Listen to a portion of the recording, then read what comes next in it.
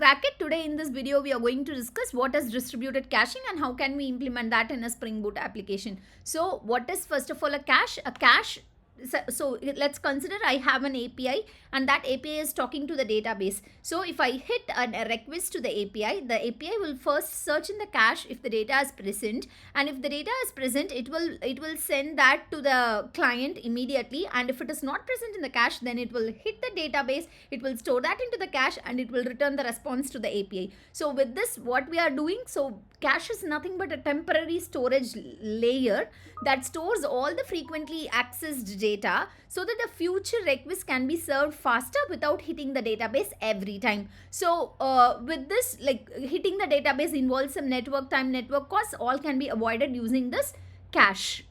So next, what is distributed caching? So in this microservices, like only one API can be deployed in multiple instances. So only one cache is not enough. So this distributed caching is nothing but the cache data is stored across multiple servers or nodes.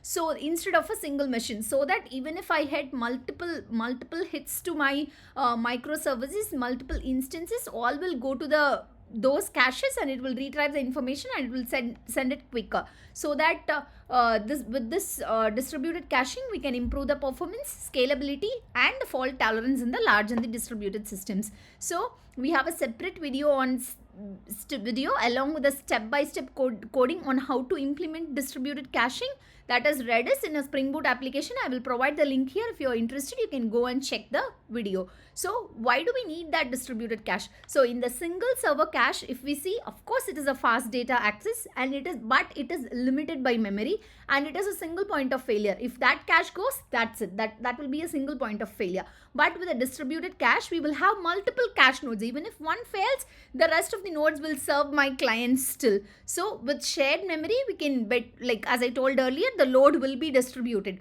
and the data is often partitioned across nodes. And what are the popular distributed caching tools? As I mentioned earlier in the example that I have in the coding, I have used Redis. So Redis, Memcached, AWS Elastic Cache, Azure Cache for Redis, Hazelcast, Apache Ignite, lots are there. We can use anything. So thanks for watching Crackit. Please do like, share, comment and subscribe for the updates.